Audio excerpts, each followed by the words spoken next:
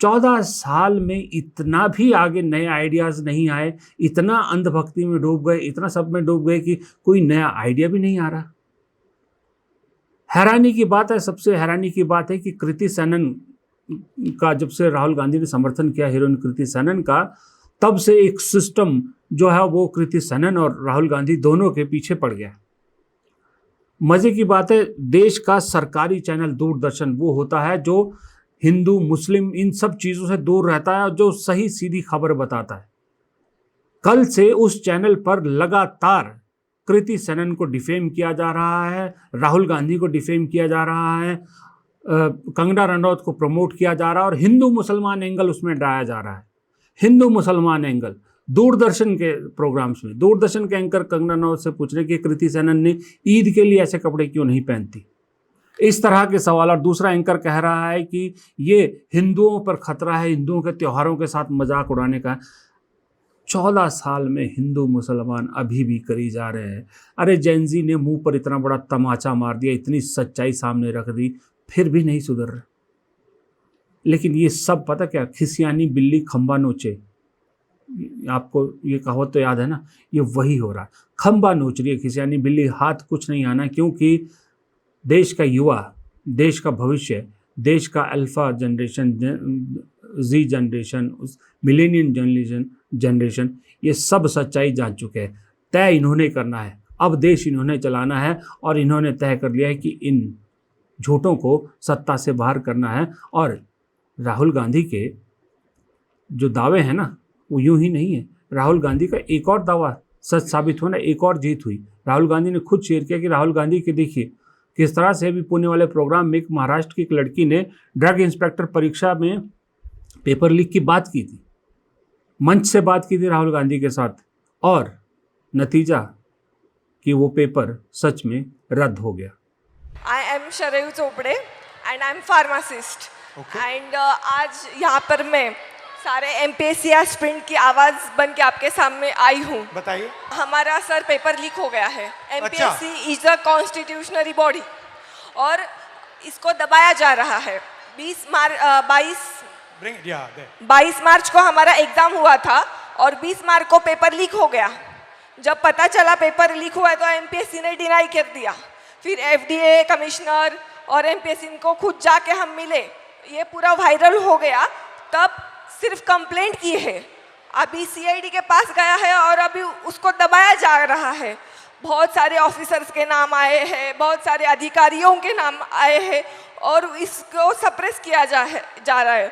We want justice, we want transparency, we want fair examination, because यहाँ पे जितने भी बच्चे हैं वो बहुत दिन रात पढ़ाई करते हैं। Pune is MPSC hub. Maharashtra के कोने कोने से यहाँ पर वो एमपीएससी देने के लिए, अधिकारी बनने के लिए आते हैं। तो जब हुआ तो आपको कैसा लगा? बहुत खराब। हमारा तो दिल टूटा। एज अ वुमन हमें मैरिज का प्रेशर रहता है, घर वालों का प्रेशर रहता है, सोसाइटी का भी प्रेशर रहता है हमें। ये पेपर लीक कितने हो क्यों रहे हैं? ये इंक्रीज हो गए, बढ़ते जा रहे हैं, ये बढ़ क्यों रहे हैं? क्या लगता है आपको? बोलो क्या मैं क्लियर? जिसको पकड़ा हुआ है, जिसका नाम आया है, वो अभी गुजरात में फरार है। अच्छा। Yes. Back to back paper leak हो रहे हैं और वो जाके उधर फरार हो रहे हैं जिधर उनका पता ना लगा सके। मुझसे क्या चाहते हो? मैं क्या करूं इस पे? आप हमारे साथ रहिए, आप हमें सपोर्ट कीजिए। जो हमारे साथ अनफेयर हुआ है उसको प्लीज, उसको कुछ तो कीजिए। हमारा वो रद्द होना चाहिए। नायब तहसीलदार के लड़का लड़की वो टॉप 5 में है, उनको मतलब उनका अगर पिछला रिजल्ट देखा ना, उनको कुछ भी नहीं है, वो A ग्रेड में है। ठीक है। अब आप बताइए, एक तरफ आप जो है ना फेक नैरेटिव वो कह रहे हैं कि झूठ का वो कर, झूठ की गूंज करके ये चला रहे हैं सबको, दूसरी तरफ राहुल गांधी की हर बात मानने को भी मजबूर है। देवेंद्र फडणवीस ने अभी वो हॉस्टल वाला भी किया था, आपको मालूम है, कल मैंने बताया था आपको। मानने को मजबूर है क्योंकि जानते हैं दम है, बंदे में दम है और उसकी बातों में दम है, तो उसको मानना तो पड़ेगा। सच में राहुल गांधी का जो बैटमैन वाला पोस्टर था, वो पोस्टर तो चलिए मजाक था, बैटमैन बनते जा रहे हैं राहुल गांधी। और इसीलिए शायद दूसरी तरफ बैटमैन के जो दुश्मन हैं उनकी रात की नींद और दिन का चैन सब कुछ हराम हो चुका है। फेक नैरेटिव, झूठा प्रचार, क्लिप्स की कटिंग करके बात का अनर्थ कर देना और बिलो द बेल्ट घटिया चीज़ों को पोस्ट करना, घटिया तरह की हरकतें करना और घटिया मीम्स बनाकर सोशल मीडिया पर डालना, ये कौन करता है? ये वो करता है जो फ्रस्ट्रेटेड है, जो हार चुका है, जिसे अपना सब कुछ लुटता नजर आ रहा है और जिसे डर है कि कल को जेल की सलाखों के पीछे का दरवाज़ा शायद हमारा खुल गया है। ये कहानी किसी और की नहीं है। आज सोशल मीडिया पर ये कहानी भारतीय जनता पार्टी की है। जी हाँ, वो बीजेपी जो नैरेटिव सेट करना अपना एकाधिकार मानती थी, आज इस हालत में है कि अगर आप सोशल मीडिया देखोगे, खास करके एक्स और ये सारी चीज़ें, तो आप हैरान हो जाओगे देख के कि ये बीजेपी वही है जो 12 साल से इस देश पर शासन कर रही है और जिसकी 24 से ज़्यादा राज्यों में सरकारें होने का दावा करती है या हैं भी सहयोगियों के साथ मिला के। सिर्फ अकेले राहुल गांधी ने इतना हिला दिया कि फिर से अपने पुराने पैंतरों पर आ गए। सोशल मीडिया की नई टीम बनाई, आईटी सेल नई टीम बनाई, लेकिन वो पहले वाले से भी ज़्यादा नीचे उतर आई है।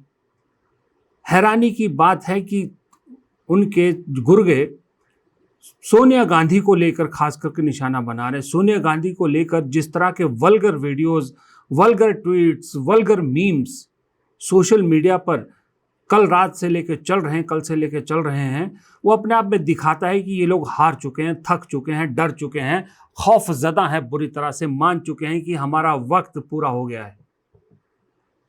उसके बाद और ना बस चले तो क्या किया, राहुल गांधी ने कैसे इनका पूरा सिस्टम हिला दिया है, इसका सब उदाहरण है ये सब। और उससे भी बड़ा एक उदाहरण है कि एक बाकायदा वेबसाइट लॉन्च की गई है जिसका नाम दिया गया है झूठ की गूंज, जिसे बीजेपी के नेता ट्वीट कर रहे हैं, फॉरवर्ड कर रहे हैं, पोस्ट कर रहे हैं और ये दावा कर रही है ये साइट कि राहुल गांधी ने अब तक जितने भी अपने छात्रों की गूंज कार्यक्रम में दावे किए हैं वो सब झूठ हैं, मनगढ़ंत है, लोगों को गुमराह करने वाले हैं, क्योंकि डाटा उसमें गलत है।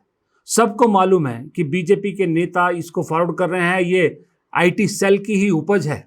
इसमें जो भी वो कहेंगे कोई इसको फैक्ट चेक तो करेगा नहीं, कोई गवर्नमेंट इसके बारे में अगर कोई मांगेगा भी डाटा तो कोई मिलेगा नहीं डाटा, तो वो जो लिखेगा बीजेपी के नेता फॉरवर्ड करेगी, जो वेबसाइट पे होगा कहेगा कि राहुल गांधी का झूठ पकड़ा गया, झूठ पकड़ा गया, और इस तरह का एक झूठा नैरेटिव, झूठा जो है वो प्रोपेगेंडा चलाने की कोशिश कर रहे हैं।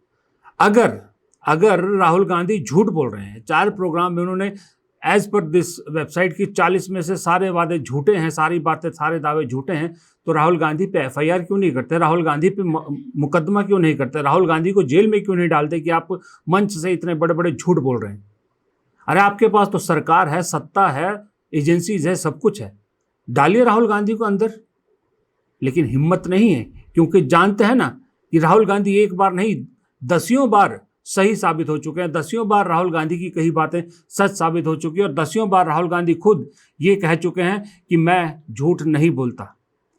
अब देखिए कुछ जो इनके आईटी सेल के गुर्गों ने झूठ कैसा फैलाया है। एक कोई ये वर्शिप वीके करके है, एक उदाहरण के तौर पे बता रहा हूँ। राहुल गांधी को लेकर एक झूठा वो किया कि इन्होंने मुस्लिम जो वुमेन बुर्का पहन के जो लड़कियां थी उनको लेकर एक झूठा ट्वीट किया, झूठी खबर चलाई, और जब लीगल सेल, कांग्रेस के लीगल सेल ने या इंडियन यूथ कांग्रेस के लीगल सेल ने जब डंडा चलाया तो तुरंत भाई साहब माफ़ी मांगने पर भी आ गए, तुरंत माफ़ी मांगी, राहुल गांधी से माफ़ी मांगी, सबसे माफ़ी मांगी। और सबसे बड़ी बात है कि इंडियन यूथ कांग्रेस के लीगल सेल ने भी, अब कांग्रेस के लीगल सेल ने इस मामले को बहुत सीरियसली लिया। उन्होंने बाकायदा तकरीबन कहा जा रहा है 20 से 22 कंप्लेंट्स कल से लेके अब तक दर्ज कर दी हैं ऐसे लोगों के खिलाफ ही जो झूठी खबरें, झूठी चीज़ें चला रहे हैं। लेकिन उससे भी ज़्यादा हैरानी मुझे पता क्या हो रही है, ये तो चलिए ये उनका वो है, आदत पुरानी है, लेकिन 2012, 13, 14 में जो स्टाइल था ना, वही दोबारा चीज़ें कर रहे हैं। यानी कंप्लीट आइडिया के मामले में कंगाल हो चुकी है। नई टीम भी आईटी सेल की बना दी, उनके पास भी कोई आइडिया नहीं। आपको याद है राहुल गांधी का पप्पू वाली इमेज बनाने का पहला वीडियो कहाँ से शुरू हुआ था? जब उन्होंने मोदी जी का एक जिक्र किया था बयान का कि मोदी जी ने गुजरात के किसानों को कहा है कि मैं ऐसी मशीन लाऊंगा, यहाँ से आलू डालूंगा, यहाँ से सोना निकलेगा। ये मोदी जी के बयान का उन्होंने जिक्र किया था, लेकिन आगे पीछे का काट के सिर्फ राहुल गांधी की उतनी क्लिपिंग निकाली कि यहाँ से मैं ऐसी मशीन लाऊंगा, यहाँ से आलू डालूंगा, यहाँ से सोना निकलेगा। वहाँ से शुरुआत हुई थी। बाद में पता लगा कि ये तो बयान मोदी जी का था, राहुल गांधी ने तो उसका रेफरेंस दिया था कि मोदी जी ऐसे कह रहे हैं। अब वही चीज़ दोबारा वही स्टाइल अपना रहे इतने सालों बाद, 14 साल बाद फिर वही। राहुल गांधी ने अभी पुणे के कार्यक्रम में जिक्र किया कि मोहन भागवत महिलाओं के बारे में क्या कहते हैं कि भाई महिलाओं के साथ जो दुष्कर्म होता है उसके पीछे 80% महिलाएं जिम्मेदार होती है, इस तरह की सोच रखते हैं वो। उन्होंने वो जिक्र किया मोहन भागवत के बयान का, आरएसएस के नेताओं के बयान का। आईटी सेल ने वही चीज़ दोबारा शुरू कर दी है कि वो मोहन भागवत और ये सब काट कूट के हटा के सिर्फ वो महिलाओं वाला की जो जोड़ तोड़ करके पैचिंग करके राहुल गांधी के नाम से इसको चला रहे हैं कि राहुल गांधी देखिए क्या बोल रहे हैं, महिलाओं को ही जिम्मेदार ठहरा रहे हैं उनके साथ होने वाले दुष्कर्म के लिए। दूसरी तरफ एक बुरी खबर बीजेपी के लिए ये भी है कि बीजेपी का अब तक जो सबसे बड़ा हथियार काम कर रहा था वो हथियार भी खोखला साबित हो रहा है, वो झूठ का भी पर्दा उस झूठ से उठ रहा है। और वो हथियार है एसआईआर के जरिए लोगों के नाम, जो वोट नहीं करते हैं उन लोगों के नाम काटना। अब आप ये देखिए पश्चिम बंगाल की एक कहानी पढ़िए, 91% वोट जो 82,782 नीम जो है वो नाम जो है बंगाल के एसआईआर के बाद जो काटे गए थे वो वापस आ गए। यानी 91% जो नाम काटे गए थे वो सारे वापस वोटर लिस्ट में आ गए। सिर्फ मकसद क्लियर दिख रहा है इसमें कि सिर्फ और सिर्फ बंगाल के विधानसभा चुनाव से इनको हटाना था, इनका नाम काटना था। 91% वोट वापस आ गए। तो फिर अगर ये लोग पूछें कि जो सरकार जो चुनी गई है, हमें अपनी सरकार चुनने के हक से वंचित क्यों किया गया? लोकतंत्र में, आज़ाद भारत में सबसे बड़ा अधिकार एक आम आदमी के पास क्या है? वो है उसका वोट का अधिकार। उसके अपने वोट के अधिकार से वो अपनी मर्जी से अपना जन नेता चुनना, अपना प्रतिनिधि चुनता, अपनी सरकार चुनता है। और इन लोगों से वही हक छीना गया है। ये लोग सवाल पूछेंगे सरकार से, पूछना चाहिए और सरकार को जवाब देना चाहिए। इन लोगों को शर्मिंदा होना चाहिए, इनसे माफ़ी मांगनी चाहिए और बंगाल का चुनाव दोबारा होना चाहिए।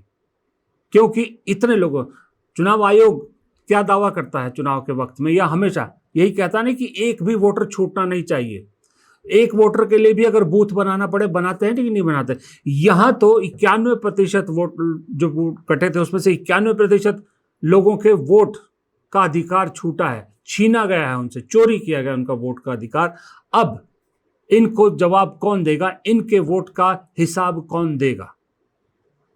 अब एक्सपोज हो गए ना। अब आप इसके बाद बताइए बाकी राज्यों में जो एसआईआर के जरिए आप नाम काटोगे, किस मुंह से काटोगे? खैर, मुंह के लिए तो बेशर्म लोग हैं, कुछ भी कर सकते हैं। लेकिन जो यूपी में करोड़ों वोट कटे हैं, क्या हम ये मान के चले कि चुनाव के बाद वहां भी ज़्यादातर वोट वापस मतदाता सूची में आ जाएंगे, उनके नाम वापस आ जाएंगे? क्या आगे जो एसआईआर होगी वो भी इसी तरह से होगी?